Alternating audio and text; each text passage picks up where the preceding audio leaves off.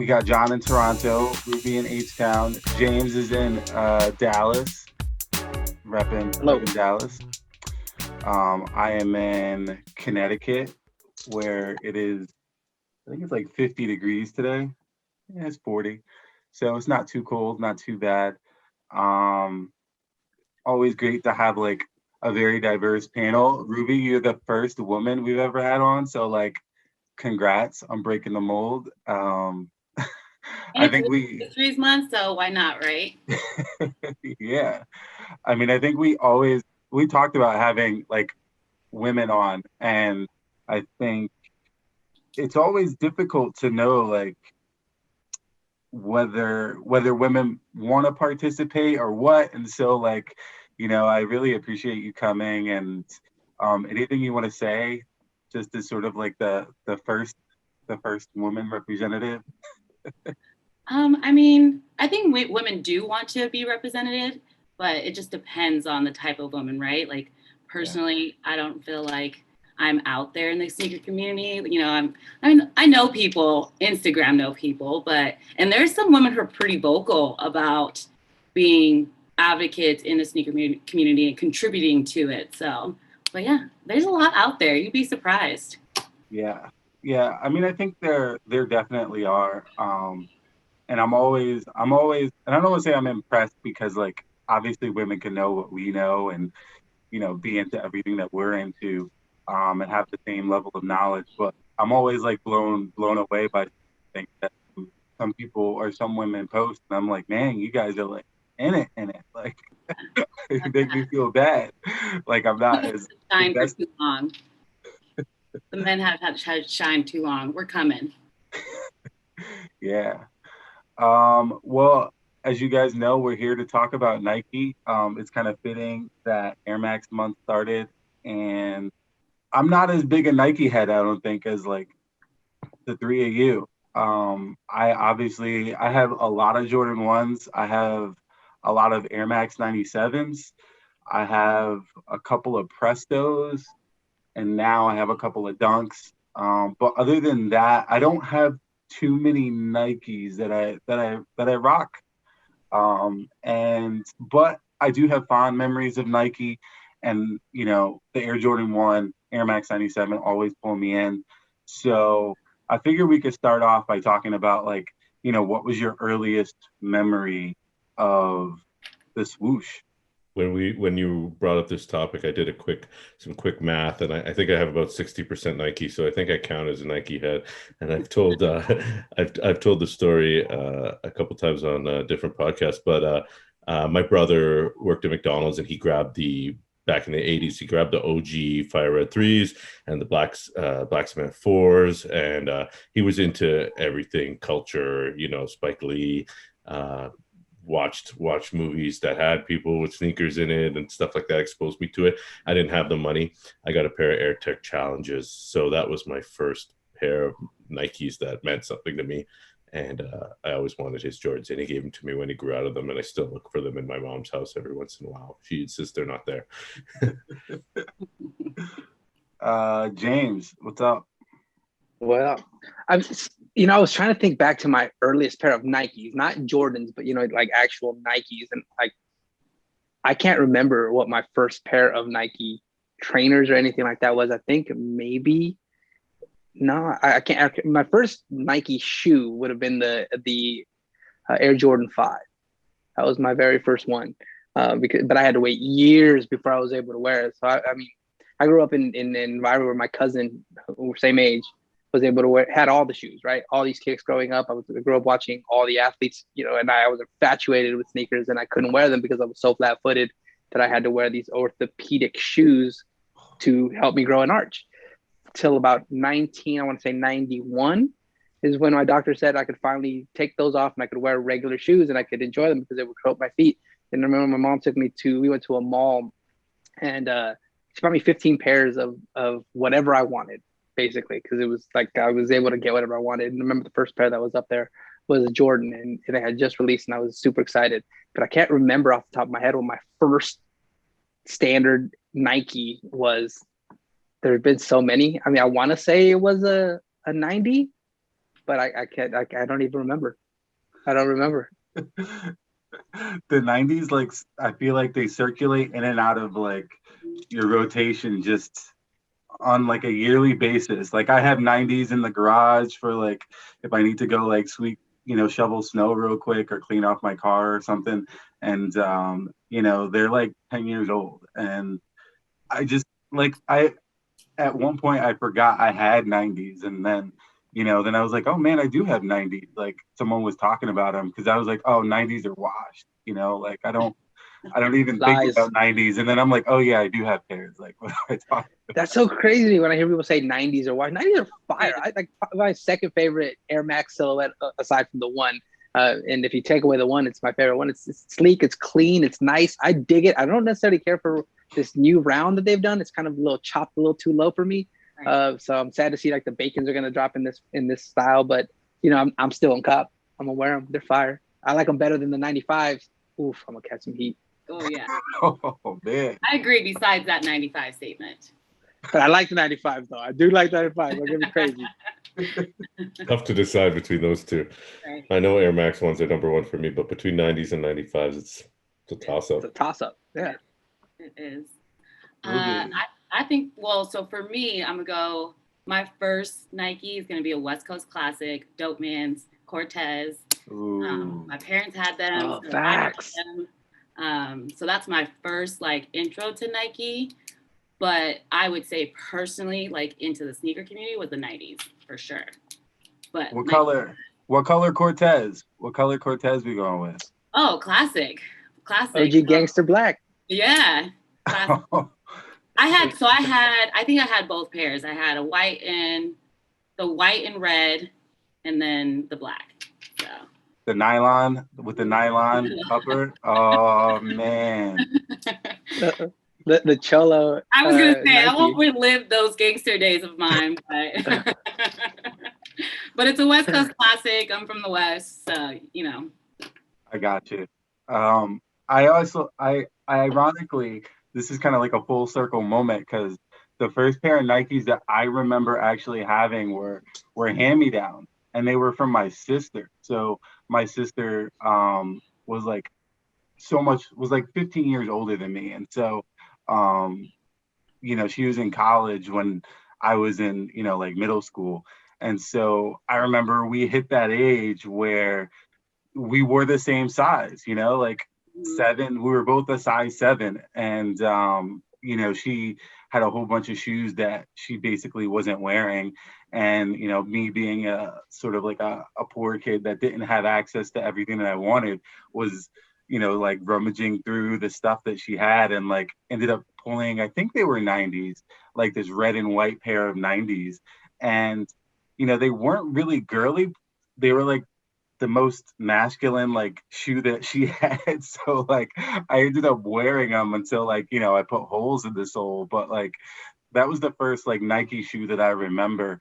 And so like it's funny because I think back on that shoe and I'm like, oh, that shoe was awesome. Like I've never seen that colorway come back, but also I see like 90s now and I'm like, yeah, it's all right. Dang, that 90s are my favorite, so they can't go wrong for me. Like I think so for me, I think 97 is top of the pile when it comes to Air Maxes. Air Max 1, it just, I don't know, there's something about it. It just doesn't look right on my foot. I would say 95 is maybe number 2, and then you got to go 98. Even though I hate the tongue on 98. It's like that's the thing that sort of drives me insane about the 98 is the pointed tongue. I feel like you need that sort of divot in the tongue or else it just slides to one side, which makes it like look and feel sort of really uncomfortable. Other than that, I'm not a big, like I said, Air Max person or, obviously a Nike collector. But jumping around, like, what would you say is like the shoe that has had the most impact on you from Nike? Obviously, I know Jordan is like the staple for everyone. He's like the guy. But I know a lot of people say, it is Air Maxes. So thoughts? So I guess the shoe that got me that had the most general impact, that kind of made me realize what I was actually doing. Because before I was collecting, I was just hoarding a bunch of shoes that I thought were cool and I had fits for, and I wanted to, look good.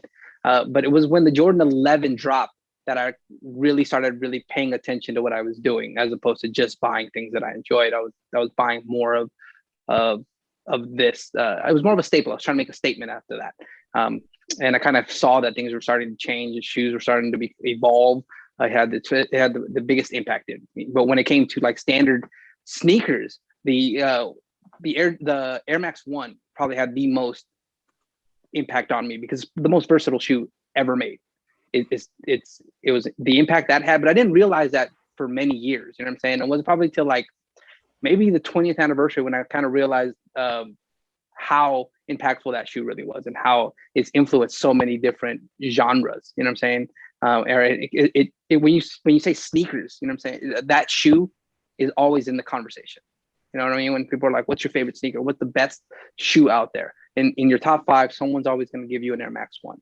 So for me, that's always been the most impactful shoe. And when I look at it, there's so many different variant colorways of it, but the OG red, the anniversary colorway, like that's it. John, what's up? Yeah, I love the Air Max 1. I love the blue version.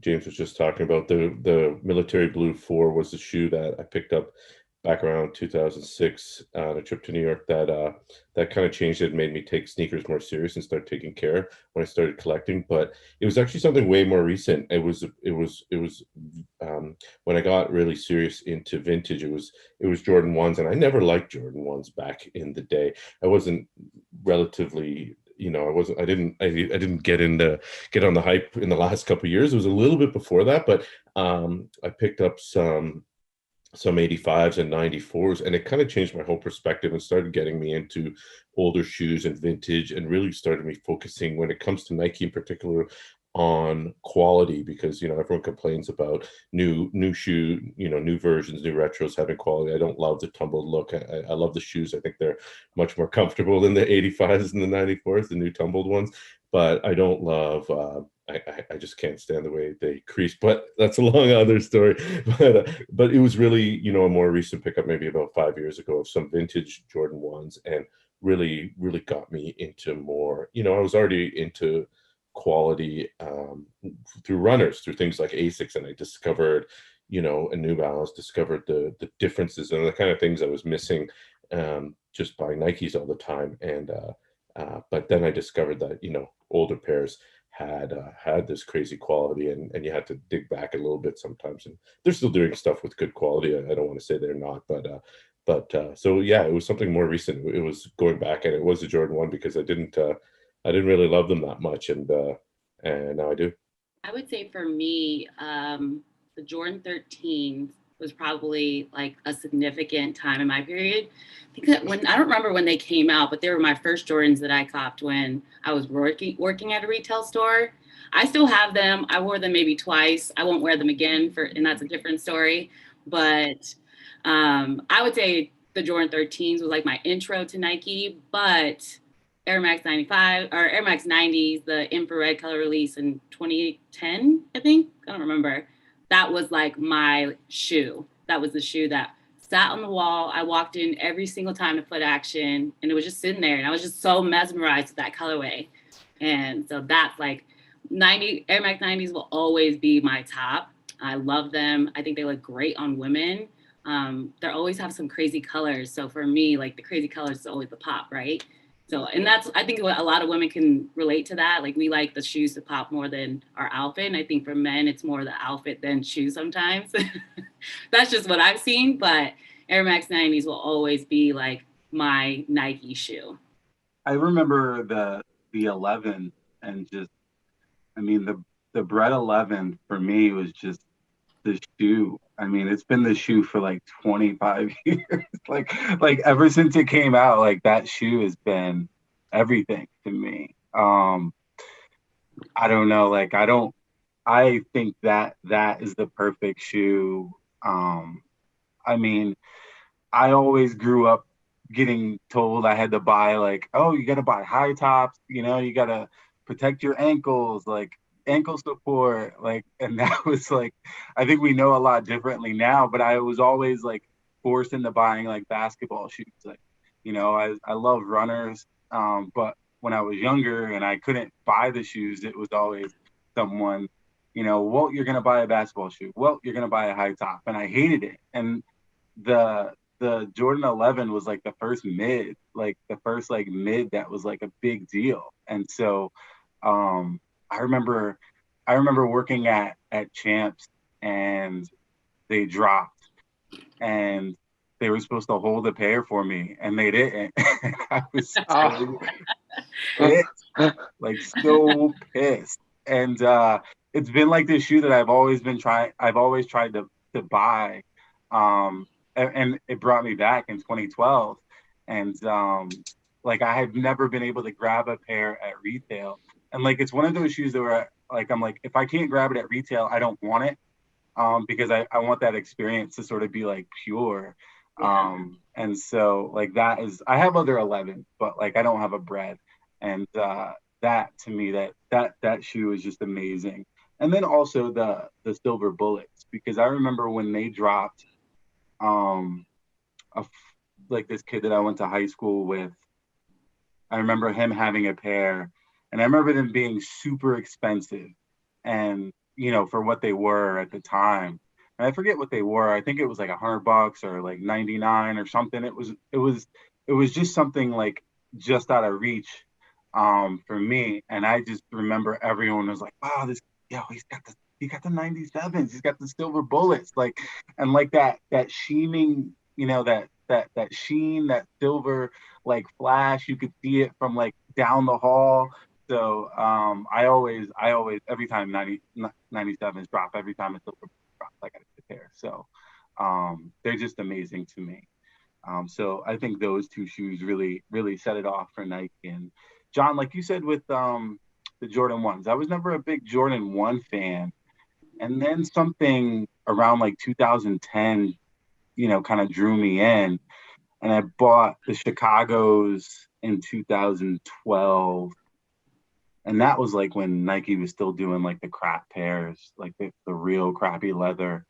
And they sucked, and I won like 3 times. But like I went on a tangent after that, and like I have a ton of all the other ones, Royal Shadows, all of those. And so I think the Jordan 1 is like an amazing shoe. And so I want to talk a little bit about the distinction between Jordan and Nike. And do we think that, do you guys see that there is a distinction? Like I don't see them as the same brand anymore. Like I see them as two separate brands. Funny you said you see them as two different brands. I mean, I'd like to think they are, because maybe I could say I'm more diverse in my collecting. But I thinking about this topic, talking about Nike. I think their tactics are probably the same when it comes to hyping things up. Everyone talks about Nike. We'll probably talk more about it being the marketing genius machine that it is. I don't know how much difference there is. It comes to collabs. You get Virgil, he's going to do a Jordan, he's going to do Air Max, he's going to do, and while they try to be different, they're inseparable, right? I mean, even you look at NBA players in the tunnel, it's like Jordan's in one hand, Nike in the other, and you don't know who they're sponsored by, but yeah, I don't know if it matters.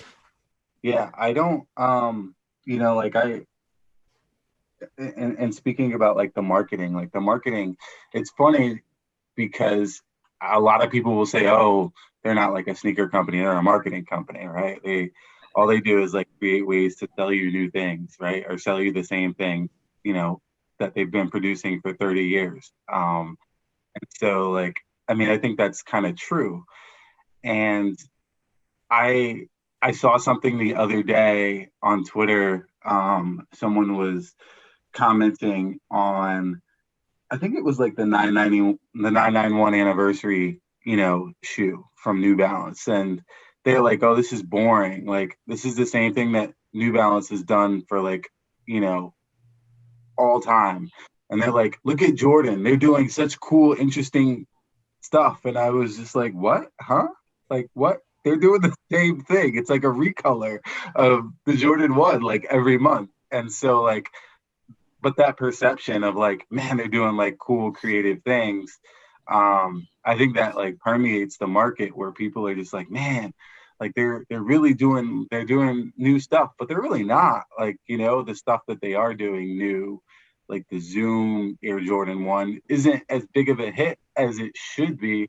You know, it's like super new, updated, lighter, comfortable, and cheaper. It's $140, and like, you know, oh no, I'm gonna drop this tumbled leather, which I'm also not a big fan of, you know, for $170 to $190, and everyone goes crazy over that one. So it's very interesting that they have this perception of like, hey, we're creating this new product when it's not really new. And so that marketing sort of overrides everything. Is that why you think you see them as distinct because they're producing so much? It's like one giant company here. No, it can't be one giant company. It's too big to be one entity, right? Or is there something else? I don't know. Like I think I see personally like the products that they produce are sort of in two different lanes, right? The people necessarily going for Air Maxes aren't the people going for Jordans. And Nike has this whole like, hey, we do have new product. We do have this new stuff that we're introducing and that we're throwing out there, like the new Jordan, what is it, the MA2 or whatever it is. You know, like that product is like new, right? It's like but it's not necessarily for people that are going to buy like the tumbled leather Jordans, right? It's not for anyone buying the university Jordan 1. Like it's totally different. It's for, you know, and so, you know, Nike also has like ACG and all this other stuff where they're trying to push the market or change the dynamic of, you know, what they're offering. And I think a little bit of that dripples and drabs down to Jordan Brand, but I think just in terms of the emails that I get from Nike versus the things that I see from Jordan Brand are vastly different. They're like almost like two different lanes in some respects, you know. So it feels like two different brands. I would agree. I think Jordan Brand is its own company. Because personally, I don't buy Jordans. I think the last time I bought a Jordan was the Black Cement 3s in 2016, 2017, whatever year they came out. And I think as Nike, like Jordan, there's a specific person that buys it. You either trying to buy the retros or you play basketball and you're trying to grab the new shoes, right? That they have. And then Nike in general, you just buy whatever comes out. They always have stuff coming out. It's just a general, like they're just general to me. But Jordan, I think, is a totally separate brand. They're in their own lane, in my opinion, even though they're Nike. Yeah, I'm totally opposite of that. I still see Nike and Jordan as the same faction. I understand that there's differences, you know, but the same way I look at Foot Action and Foot Locker, or Foot Locker and Champs, you know what I'm saying? That yeah, they have a different name, but they're the same company. You know what I'm saying? I'm taking the same L from the same place.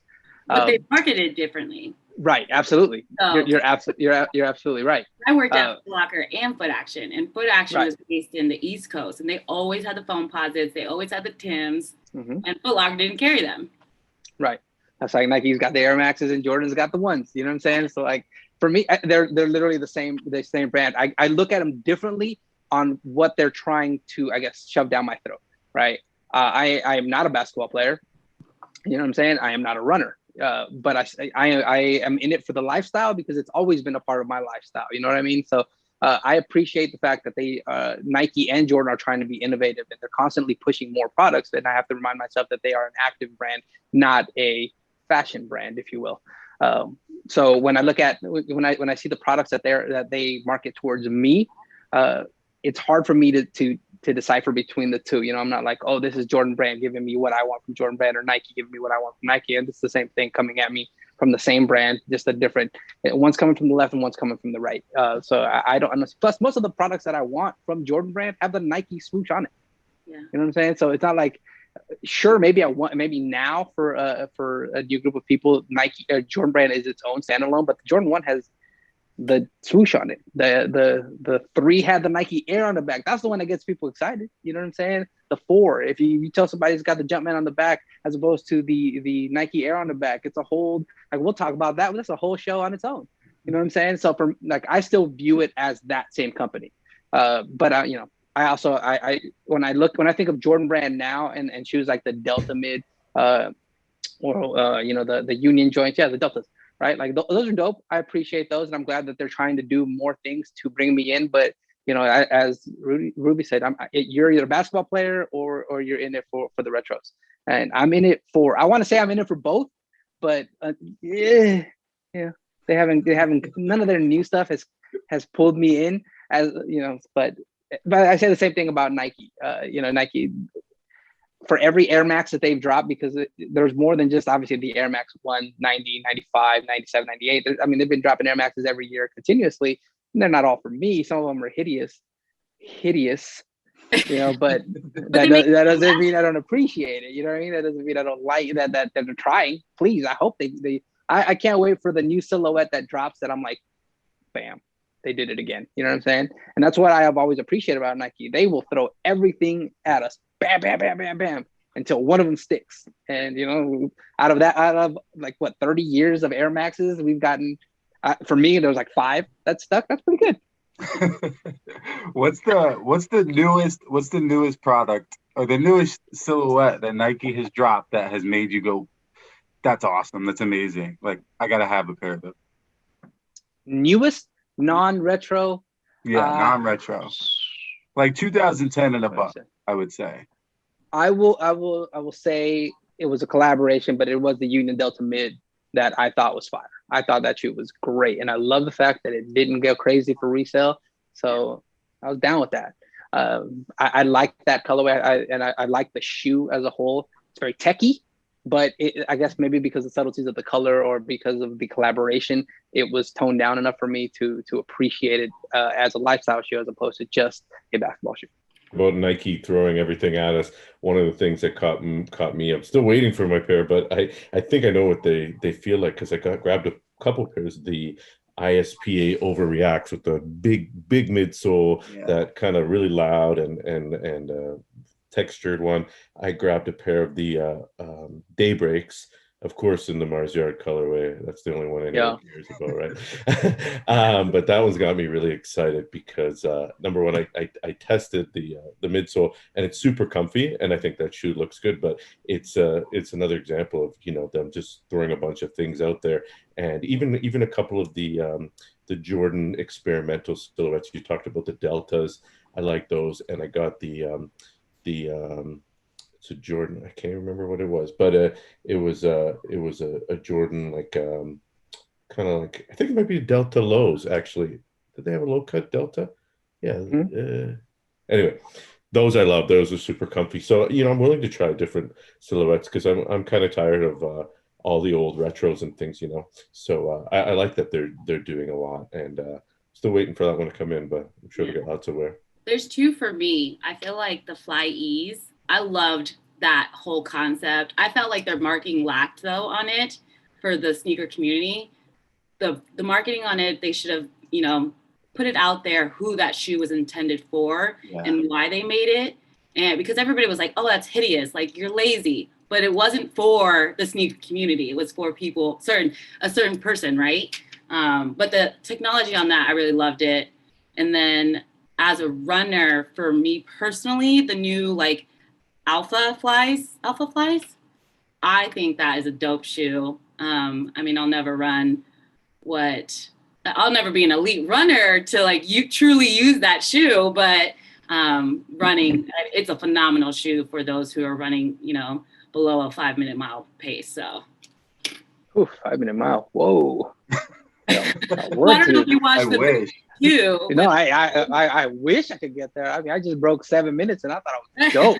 Well, did you watch the Breaking 2 with Ulid? I can't pronounce his name right, but his whole thing, that's where they made the technology, was to break the marathon under 2 hours. See, I love that. That's one of the things I love about Nike, just the fact that if you challenge them, they will come after you. Like we talked about Ultra Boost being this the big technology for about 4 years, and it's gonna kill Nike. It's the Nike killer. La la la la la, and did nothing with it. In that meantime, Nike went out and did the React, and they gave us a first round of React, and it was good. And then the next React, we had the Epic React. Now we're into the Infinity React. We've got the Alpha percent, the Zoom Next Flies, percent. like the next percent. Yeah, and like if we're talking outside of a lifestyle shoe and like from technology standpoint, like they're completely unmatched. Who's really battling them?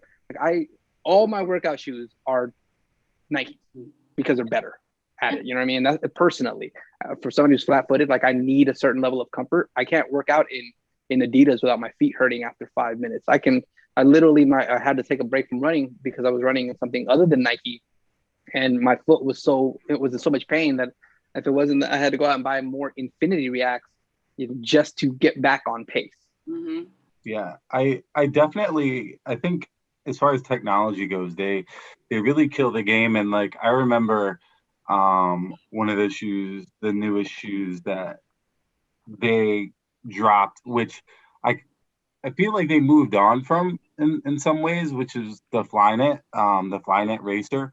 That was like That's a good shoe. Great shoe. that was the shoe for me for a while. Yeah, like facts. just so wearable, so light. You could just throw them on. Like, we went to Hawaii last year and I wore them like every day, like you could wear them without socks. You could wear them, with socks, like whatever.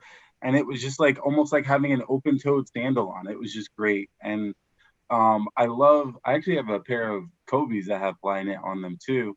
And I thought that was like just blew my mind when they did that and sort of like created it in a way that sort of was able to be used on multiple silhouettes. So, transfer from basketball to running. And then they were just like, we're on to something else, right? And so like their whole recycled campaign, what do you guys think about that? Yeah.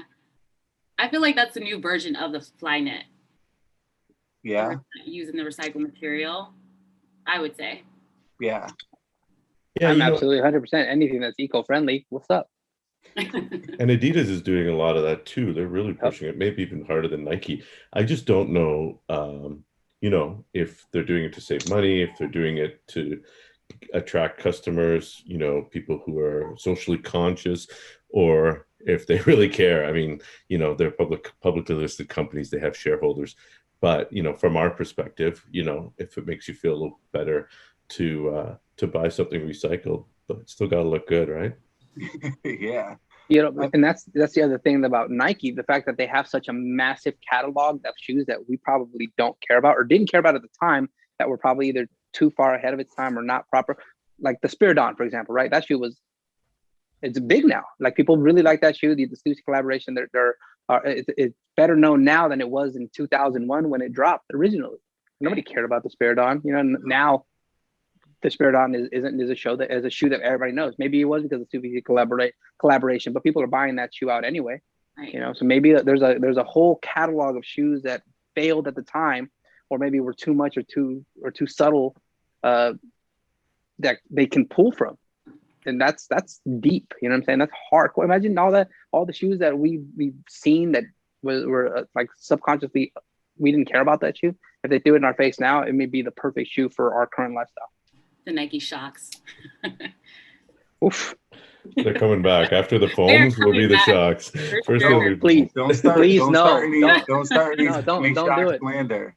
No Shocks slander. I love the Shocks. I love the Shocks. They were such an easy sell too, working in retail. So I love the Shocks. Like that's a gym teacher 101s, dude. It is. That shoe was just not it for me. I just never got on the wave. I just quickly, Ruby mentioned Flyees, and it wasn't for me, but personally for particularly my daughter, these Flyees were game changer. She has special needs, and to get these on and off herself, she can do it herself. What it's actually intended for, right? And I don't fault anyone for buying Flyees because they like it, because it's comfortable, because it's easy to get on, because you want the new Jimmy Fallon ones, because you're lazy. Get them. I have a problem with how Nike markets it, and maybe they're being so, we're good for the community, blah, blah, blah. And then really it's like, people can't get them because these were hard to get at first. And, you know, my daughter went to school with, would be like, where did you get those? Where did you get those? And I had to go, I'm from Canada, so I had to go to the US and get my aunt and uncle to ship them for me. And they went quickly at first, and you couldn't get them. And sometimes they even resold. I know the Jordan 1 Flyees resold for a little bit. But so that was a game changer, and that was a big technology thing. And I love what they're doing there. But yeah, I don't have any Flyees myself, but I would get them if I didn't think I was taking them from someone. But, you know, they're going to hopefully make enough for everyone. I agree. Yeah, I just think their marketing failed on that. And then just reading the blogs and the comments and stuff, everybody's saying they were hideous. Why would you do that? I'm like, well, if you read an article about the shoe, you would know. Right. Well, people, I feel like with Nike, that is part of the thing, is that if it's new, there's always a segment of sort of like the sneaker world that feels like that's for me, right? Like, so no matter what it is, like, oh, Nike's dropping a new technology, oh, I got to get it. Like, I have to have it, right? And so, like you said, yeah, that marketing has to be like really targeted to say, hey, this is for, you know, special needs people. Like, and this sort of transitions, I guess, into talking about things we love and hate about Nike. So like I stepped away from Nike a little bit just because I mean everything that they have is just like impossible to get. Like and so that's one of the frustrations for me. And I also like feeling like, you know, it's not a gimmick. Like things that they make aren't a gimmick. And some of the stuff that I feel like Nike produces is a little gimmicky sometimes. And if it doesn't work, then they like, you know, oh, we got something else. But like Flynet was great, but then they went like sort of overboard, right? So like we got Air Jordan 1 Flynet, and then, you know, Air Jordan 3 Flynet, and then it was just like everything had Flynet, and it was like, okay, yeah, like that's cool, but I don't need it on everything. And then I think, you know, for me also, like I feel like there's a heavy reliance from the retail side on Nike. So like if you don't have Nike products, like, and you're a mom and pop store or you're a boutique, you know, the success of your business is in jeopardy just because of that. And then I think, you know, they also have cornered the market in such a way that if you don't have tier 1 products or tier 0 products, you know, you're sort of dead in the water as well. I'd like to hear like what other people, what things sort of like drive you away from Nike or like really sort of irk you about the brand, or do you guys just love it? You don't care. It's hard to believe. I'm gonna always ride for Nike. I'll always ride for Nike. It's really hard to steer me away from it. I think consciously lately, like you said, you know, for those mom and pops, those brick and mortars who don't have a tier 1 account, like they can't sell Nike. It kind of sucks now seeing that even living in Houston, I have maybe 1 or 2 stores that actually get Nike. So not being able to go to a Nike store here or a local store here and get product like that kind of sucks. In my opinion, that would be the only thing why I don't like Nike. Like their product's not available at other stores, and they're a national, you know, world-known brand. So I would like to see them be available with other stores because we don't have a Nike store here. Their outlets are trash. I had to go back to Arizona and go out there. But so yeah, I think that would be the one complaint I have, especially seeing small businesses here boom. I would love to see that happen here. So otherwise, you can't say anything bad about Nike. I mean, you already know. Yeah, I'm a big Nike head, and it's not because, you know, it's the only brand I rock with. It's because they're the ones that they keep me intrigued. Whether it be what I do like about Nike is also subsequently what I hate about Nike. Is that it feels like they go out and grab you and they try to keep you in. So once they lock you in, they keep you there. But I hate the fact that sometimes their marketing, though it be great, it can also be very boring. You know, when they stop trying to sell you a product. Like I feel like with a Nike SB, the stories never stop. The storytelling is always interesting.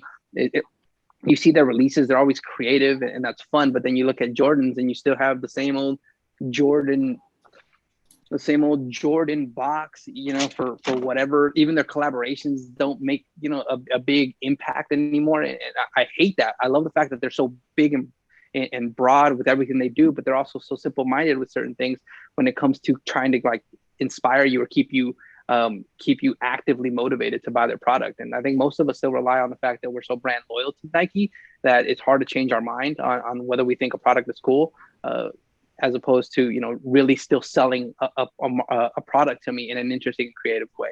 You used to see the commercials, a guy running, just do it. At least that was interesting. Now they even stopped doing all that. Now it's just relying on the fact that their hype is huge. And in fact, I mean, you can hate on a big corporation all you want, and I'm sure I have plenty. The fact that they can kill off an entire shopping experience because they can make more money that way is also very frustrating. I don't like the fact that everything is e-commerce based anymore. I loved going in. I like going to sneaker shops. I like sitting there and talking to like-minded people and enjoying that camaraderie that brings this whole thing together. I hate not being able to try on a shoe and see if it fits, because not that all of them don't fit the same. I hate it showing up at my house and I'm like, wow, fuck, this shoe sucks. I don't like it. And having to deal with getting rid of it. And then actively participating in a resale market that I care to not really participate in. But when I see a shop that I care about that I go to, and they're like, we didn't get that shoe. Why? They didn't care to give it to us. Or another one that got it, and you're like, well, that's cool. Can it eliminates that social element of it that I thought that shoes were always a part of for me. You know what I mean? So like when I used to camp out, that wasn't like what it is. It was a camp out. We would go, I see the same 8 people.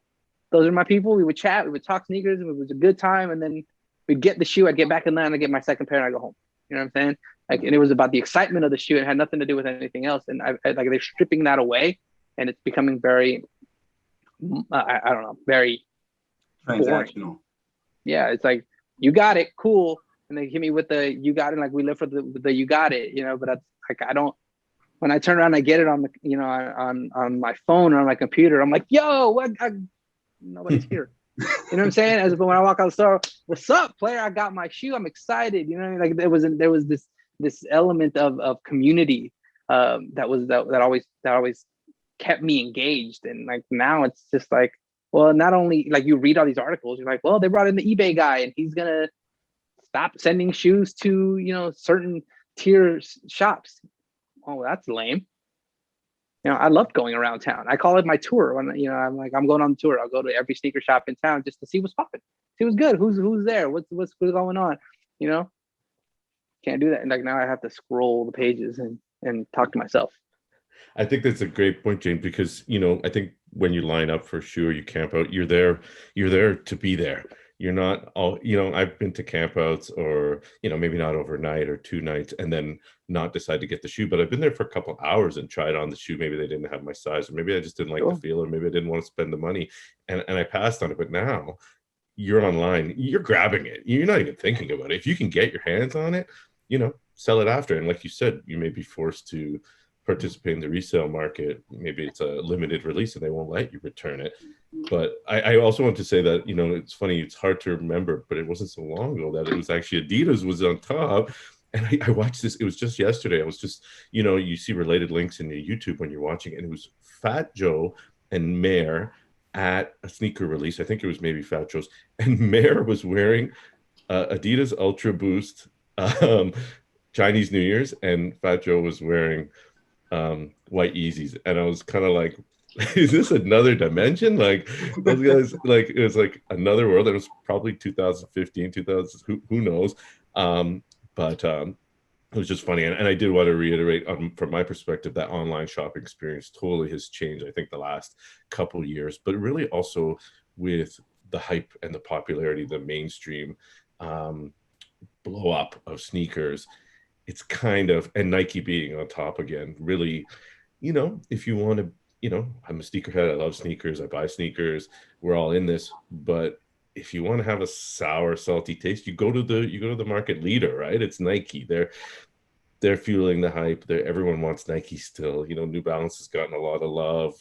Other brands have gotten a lot of love, but it's still Nike. So, you know, when you see reselling and you see, you know, hype beasts that you may kids who maybe you don't like what they're doing or how they're behaving, it's going to be a check probably, right? And it's just unfortunate that it gets associated with it. But Mhm. You know, the other thing that I really, and the more we talk about it, it kind of hit me. I hate the drop culture.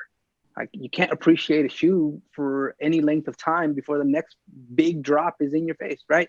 Like, we just saw the City Markets drop today. I'm stoked. I got them. Like, I want to enjoy that. Well, guess what? The Currys drop in 2 days, and then after that, you've got the Air Jordan 1, the University Blue. Like, everything is just rapid fire, rapid fire. I'm like, whoa, hold on. Like, I made a video and I dropped it today about a shoe that I got that on my first W that I've taken in a year, and I'm like, am I late? Am I late in dropping that? You know, I just got the shoe 3 days ago. You know what I mean? Like, I don't like that. I want to get on, like, I want to get the shoe. I want to enjoy. I want to talk about it. I want to have a moment to enjoy it before the next one is thrown right at my face. And I mean, the product's great. Maybe it's my own fault for getting into it, but everybody's already moved on to the next drop, and that shoe just dropped right now. You know what I mean? yeah, Supremes, you don't even get a day, James. It's Supremes Yeah. already. Forget those. Yeah. So And right. now we're done City with the Markets Supremes. There was about 30 minutes. You're like, did I get the City Markets? No. All right. Oh shit, Supreme dropping. Did we get those? No. All right. What's next? And I'm like, we live in an Adderall-based ADD environment when it comes to sneakers. Did you get a drop? Which one? I don't know what we're talking about anymore. I'm lost. You know what I mean? Like, I think I talk faster because of this. So, just going off of their releases, is sneakers trash? Is sneakers, like, does it need to go away? I feel like sometimes, like, I don't jump on sneakers anymore. I haven't snagged a shoe on sneakers since the last pair I got was French Blue 12s. So like, it's been a while, and I've tried for stuff, but like, I think I'm kind of in the mood where I'm like, I'm not even gonna try. I have to keep reminding myself to download it, like, or go on my phone and download it, because it gets, it gets taken off because I don't open it. But I feel like they tried to make sneakers another social media site, almost, where you're constantly checking it to see what the releases are, to constantly see what's new, what's coming out, what's happening. Is there something in my inbox? Is there something free for me? Am I gonna get noticed? Are they gonna pay it forward with this new release? Like, and so, like, I have to reiterate, like, what James said. Absolutely. Like, I feel like it's okay. Yeah. Like, it took me like 2 weeks to get a pair of the UNLV, right, dunks. And I don't need, like, I'm not that person that needs every dunk. I just, I'm gonna have like 2 or 3 pairs of the year, right? And so I wanted this one, I got it, and now I feel like I'm a year behind with releases. like it's just like, can I enjoy this shoe for a little bit? Can I feel like, I got something? But now, like, am I late? Like James said, am I late? Like, and so I think this goes back to sneakers. Like, is sneakers, like, nobody else has a release system that's as Is sneakers popular, trash? Absolutely. as It's the popular, worst. or as I hate horrible. It's the worst. It's the worst. It's the best. I hate it. I hate everything. I just want to make me throw things. I appreciate that I have everything I want on one site and I can scroll through it. And I hate it because I don't win. I don't get anything. Like, I don't understand this algorithm, just like I don't understand any algorithm at this point, because it doesn't make any sense. And I hate the conspiracies behind it. Check it out, B. This is how you win on sneakers, right? You have to like everything, read everything, share it 47.5 times. Make sure on the last one you don't hit send. You know what I'm saying? Like, you got to do all these obnoxious things just to think you might get it, and none of us even know if that's actually true. And you end up spending all, like, I end up looking at it and I'm like, did I not scroll enough today? Like, I don't understand. So at this point, it's nice to look at the possible shoes that are coming, but at the same time, like, it's obnoxious. It's the most obnoxious thing ever. It fills you full of hope, and then it just takes it away from you. You're not, you only have so many shoes, and you run the risk of the 1 year. The funny thing about sneakers too is that they also have the Nike app. and you can go on the Nike app and you can buy shoes and you can browse shoes. And so I think this again like goes back to the whole like Jordan brand being separate. But I feel like they have a whole like hype division that's like separate from Nike. And so like I find myself on Nike more than I find myself on the sneakers app, because I feel like when I'm browsing on the Nike app, I'm more apt to find something or find a gem that other people didn't think was great. And so like I like that feeling. I like that feeling of like, hey, I got something that other people have access to, but they didn't realize was awesome. And so I find myself on the Nike app, adding things to my cart, like leaving them there, and they'll sit there, and then like I'll get 20% off or something in the in my email because it sat there for a month and they really want me to buy it. And so like I feel like the sneakers is not for me. I'm sort of an old man like that. Like it's just all too fast. It's just all too fast, all too like I'll like something and then I'll go on and be like, oh, it released already. Like, oh well. We don't even have Yeah. sneakers app in Canada. So we have recently in the last maybe year, we now have the site. So it does have the same type of format where you can see all the releases, but it just drops at 10 o'clock or 6 a.m. every day. There's no tapping, there's no early access, there's none of that other stuff. There's none of that, oh, check your mailbox. We don't have any of that. It's just basically a glorified website that says sneakers on it, and we share our stock with Europe, so we're way behind. But one thing I do kind of get a kick out of sneakers, because I don't fall victim to, I would if I had the sneakers app, is when they drop something early and it's something that's not really hype and then everyone buys it, and it's like, oh, wait a sec, it's just because I got early access. I'm sure I've done that in other ways, so I'm not immune to it. But it's like, that sneakers, it's like, I get the W. You just want the W, right? You just want to post that on your Instagram. Got them, right? You're willing to spend $200 just for that post, right? Yeah. No, I'd like to think the sneakers apps was made for cities who don't have Nike stores, because otherwise I would just have to buy it online. So like James said, being able to go to the store and interact with people, I can't get that experience here. So I'd like to think that the sneakers app was to help with that in certain cities, but we know that's not true. But the app is trash. I think before even these past couple of years, my last win was the Royal Ones. So Air Max Ones. Dang. Air Max Oh. One. Okay. So, and before that, yeah. So, but I mean, look, they do a really good good job in unifying us with our L's on that app. I mean, I guess that's what it's there for. So, like, we can all together complain about these terrible L's we get regularly. yeah. What are we all doing today? We're all catching L's. All right. Right. I mean, I'd be surprised if I'm sure they're always investing in e-commerce and things, but like a better app, I mean, everything sells out. The experience is good for some people. It's good when you take a W, and it's bad when you take an L, right? I mean, it's quick, isn't it? I mean, you take a W, it's super quick. It's painless most of the time, no? It's not like you get it or you don't, right? But I also feel like the e-commerce is going to slow down after the world opens back up again, because we're all going to be fiending for social interactions. We're all going to run to the stores. We're all going to travel. So hopefully we don't have to experience sneaker L's on the app pretty soon. But yeah, all those concept stores and those boutiques that were, focusing on the customer experience. Yeah, I really hope that doesn't get forgotten, because people are going to be itching for it. I know I will be. Absolutely. So, John, I know we have you here, and I started following you like a few years ago, and I think when I started following you, you weren't as big into Nike, I feel like, as you are now.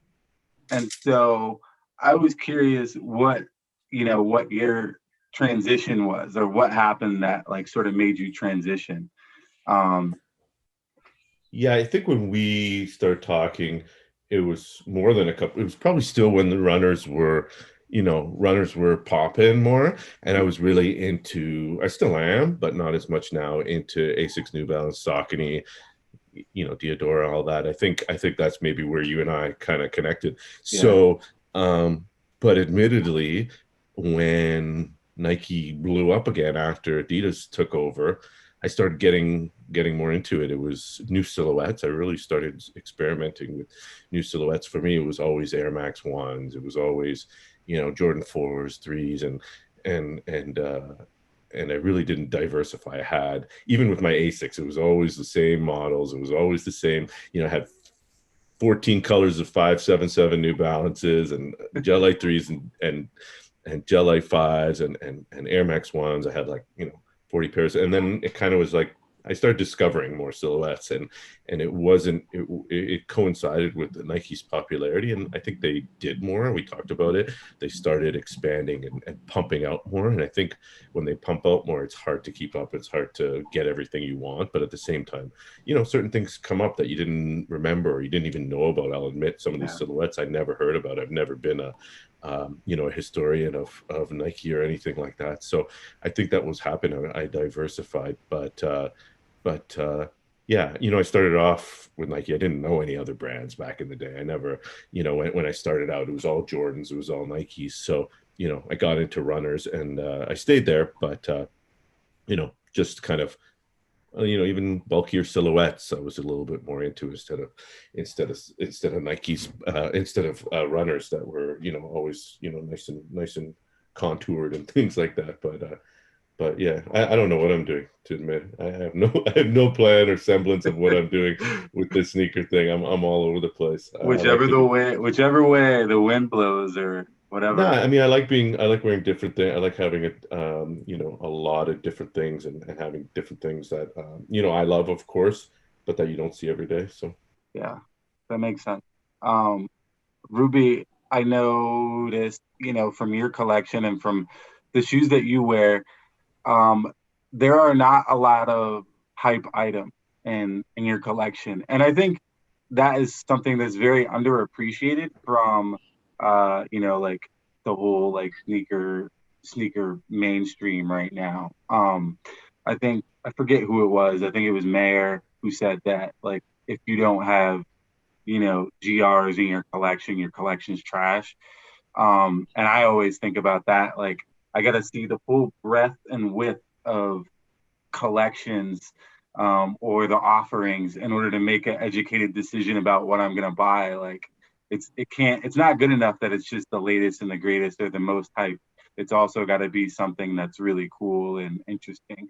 So can you talk little bit about, like, what pulls you in when you're looking at like new shoes or Nike shoes in particular? Ooh, I think for me, it's always going to be, can I wear it to work? Can I pull it off with a work outfit? But I don't know.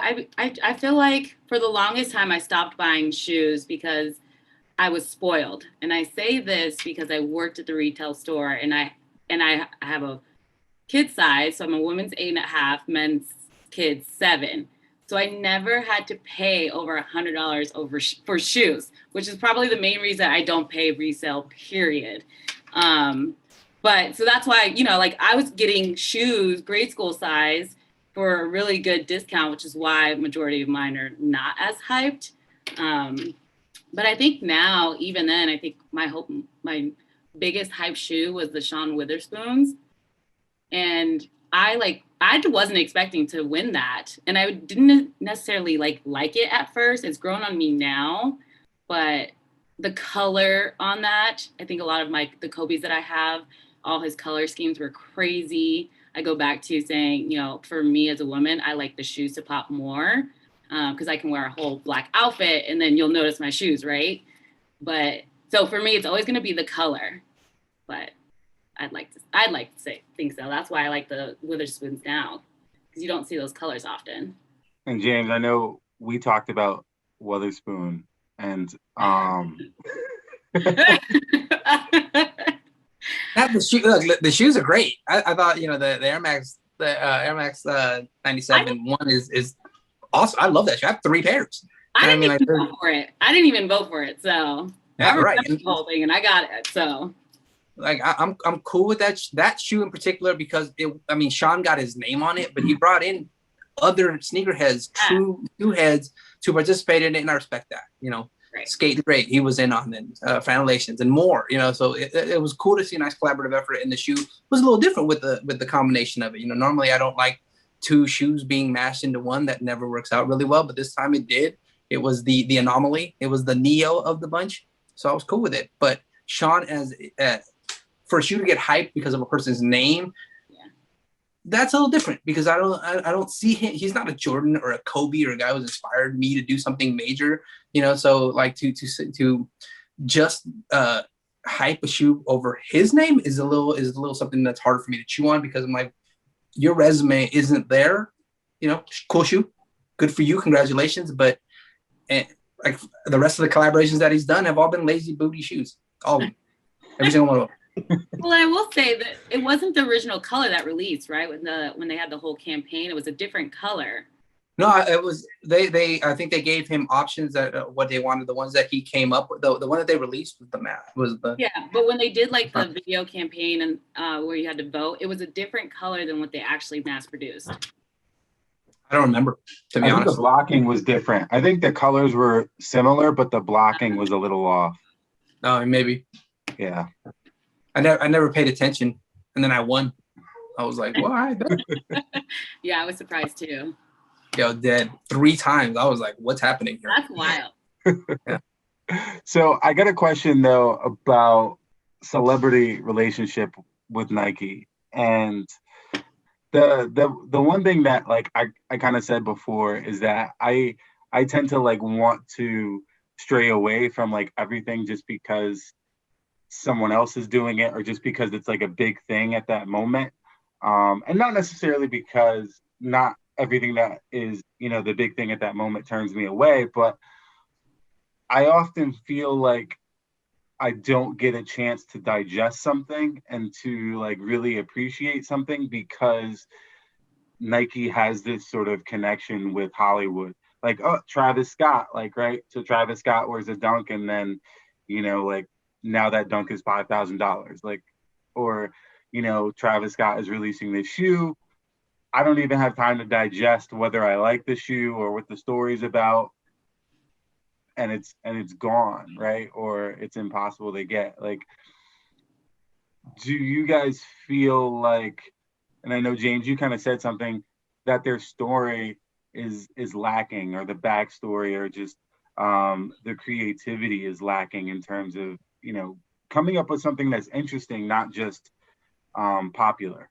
Well, with Nike, I mean, you've got things like Virgil and his collaboration. That's why you know the first 10 were such a big deal. There was a huge story. They pushed it on us. For months we were able to get into his head and find out where his mindset was, why the collaboration made sense.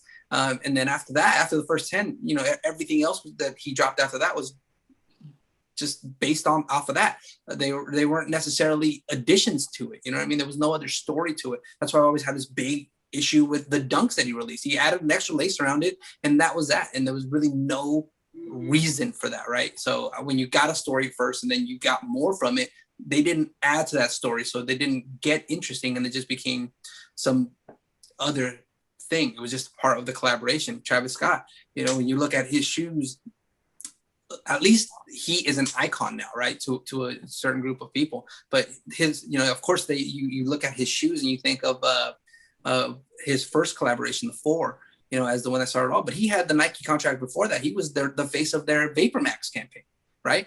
So they built him up to be the guy who he is now. And that collaboration kind of, it's starting to become more,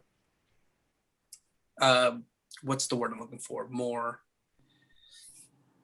fluff, you know. It's just, they're just banking on the name, because it's starting to, I'm glad they slowed down, right? I'm glad I haven't seen one in a while, and we can let the hype rebuild and he can change what he's doing. But at least the fact that he's changed the silhouette each time and he added something different, or, you know, the 6 having a little bag on the side, the dunk. I love the SB dunk. I thought it was great. So to see him go through various different shoes and reasons why, that's cool with me. But I don't like the boring, lazy, check this one out. You know what I mean? And then when you get the shoe with that collaboration, it comes in the same box, and it's just a weird random shoe. The Jerry Lorenzo collaboration, that was a collaboration. That's what's up. Like, it was an artist's take on what he saw in his mind for a shoe. It wasn't like, here's an Air Max 1, put a sticker on it. There's your shoe. You know what I mean? Like that's dull. That's boring. Like these guys are creative people. Well, be creative then. That's why the Sean Witherspoon one was fun, because it was different. It was outside the box thinking. It was an outside perspective, not a Jordan 6 with a bag. John, how important is story or like the creativity to you? Well, I'm glad we talked about Sean because, you know, as we know now, he's dropped his lifelong love for apparently for Nike, for Adidas, and I'm not mad at him. He's not the first one. Neymar went from Jordan to what, Puma, right?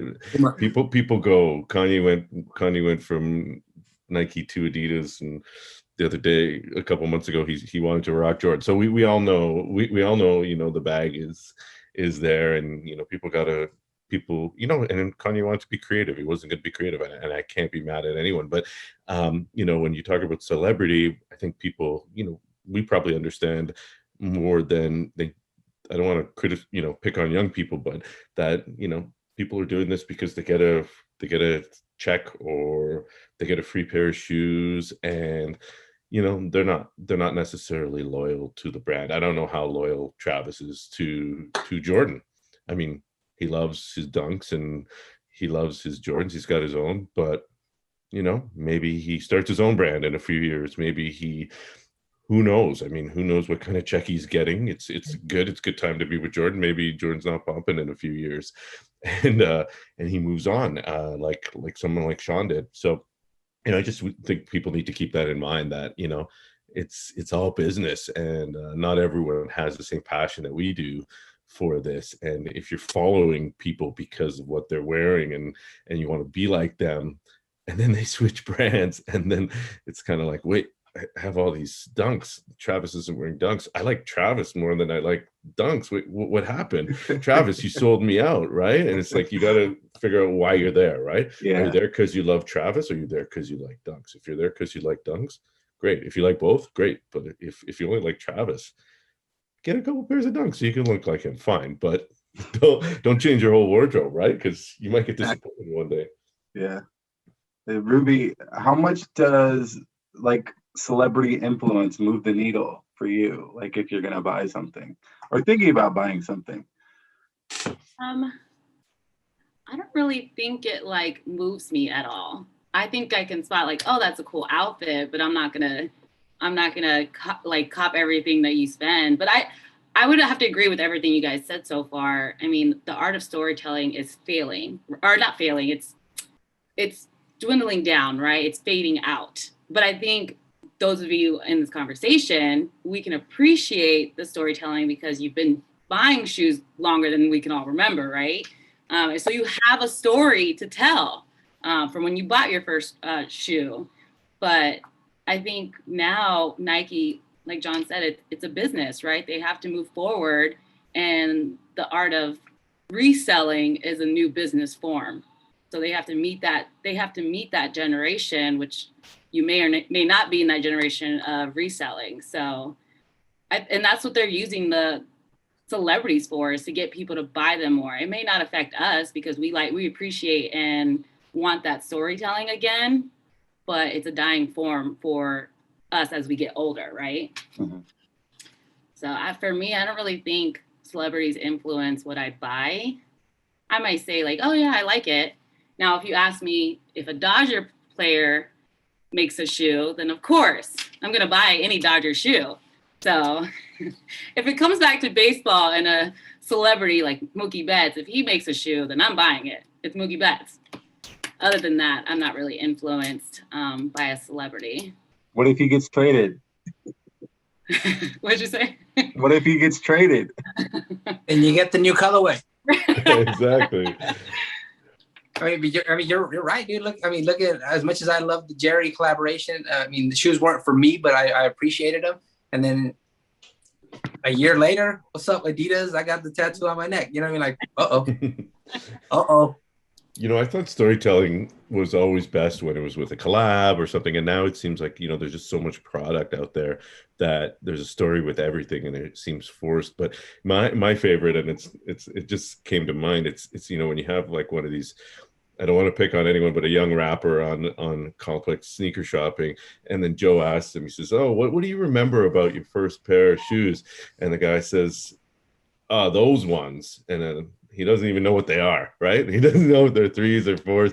And then it's kind of like the storytelling falls flat. It's like Joe wants that story about when his mom took him to the mall and he couldn't get them, or like his big brother got him for, and it's just like, I just like those ones. Those joints are dope. And he has no idea what they are because that's become part of the culture now, whether you like it or not. So the storytelling is watered down. It's this good stories, for every 5 collabs, one of them has a really good, really great story. And it says, oh, we did this tearaway because underneath is this fabric of cultural whatever.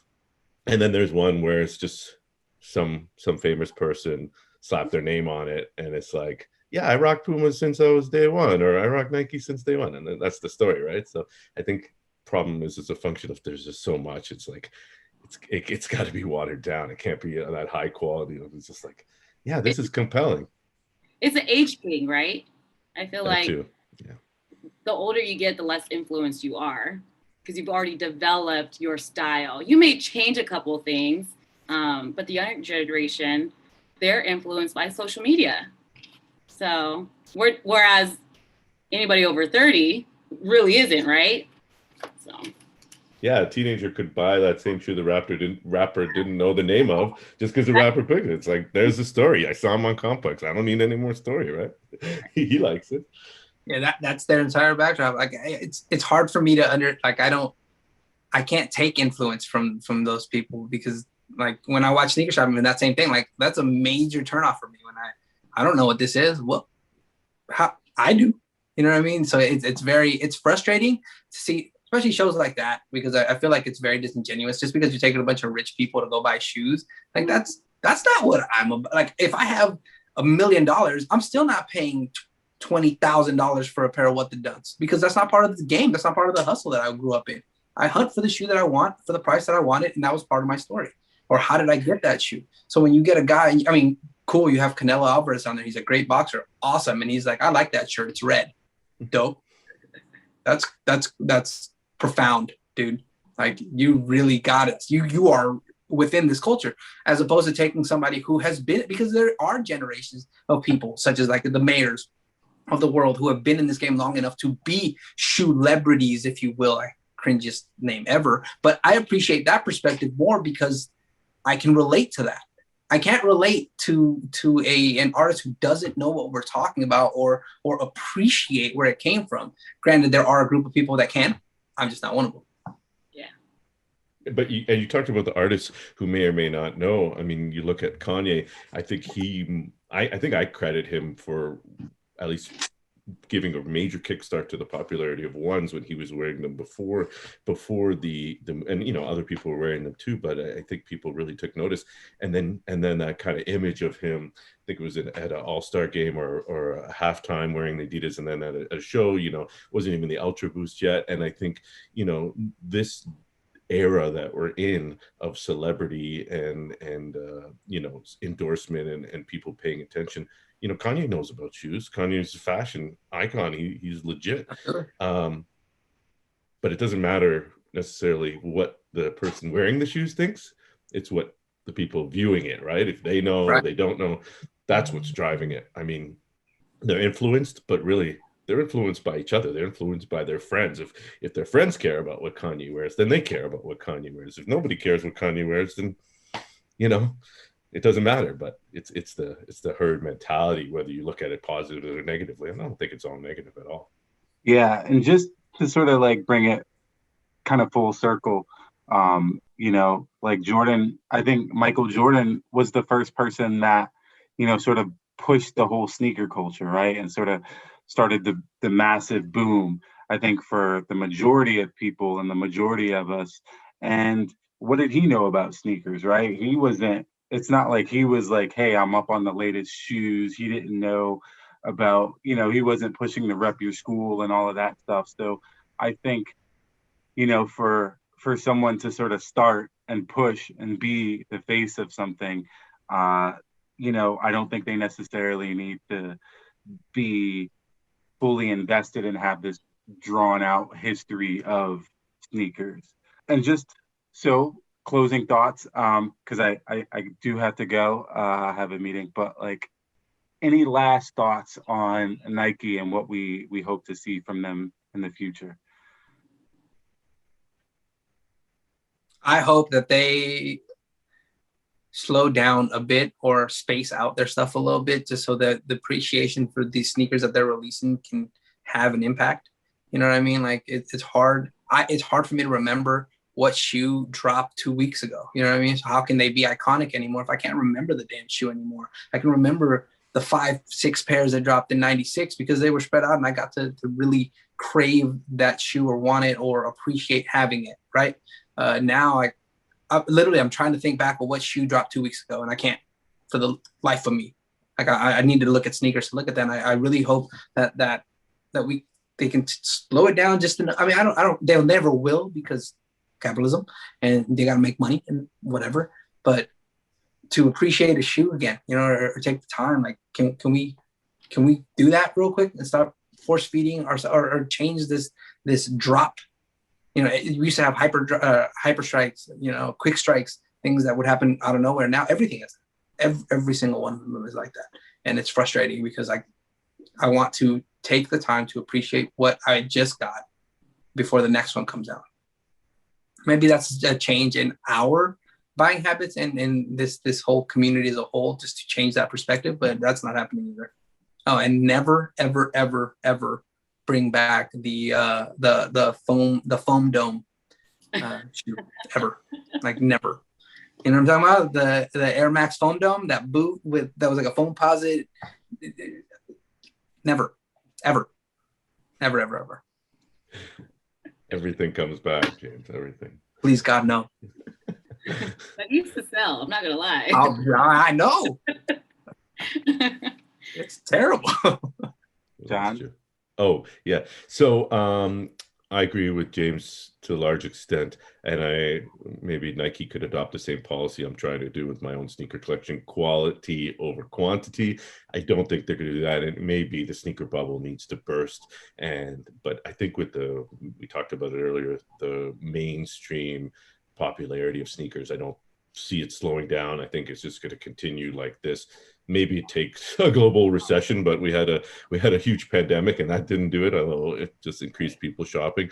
I don't wish any of that to happen, but yeah, I'm going to accept it. I'm going to accept it the way it is because I don't think it's going to change. I think, as long as they innovate and come up with some new product. The other thing is, I think I like them. And again, I don't necessarily think they will, but give us what we want. Give us the military blue 4s with the Nike Air. Give us, why are we waiting?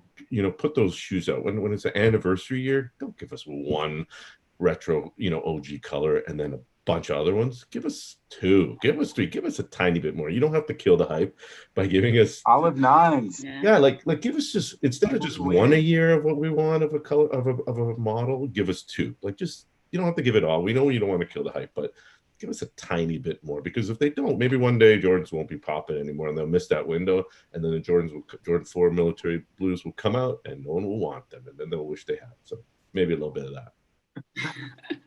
Ruby? I think for me, first, what I would like to see from Nike is get me an interview, invite me for an interview. And that kind of goes in hand to what I'm about to say. So manifest it, Nike, call me. Shoot that shot. Right. And it's not to be creative or anything. I can do what I do now at Nike. So, but again, that goes into kind of invite the community, right? Like, don't invite an influencer, don't invite a celebrity, invite somebody like you guys who really understand the shoes. So that's what I would like to see. But again, I'll go back to shoot that interview my way, and then I can invite other people too. I like that. Call us. Right.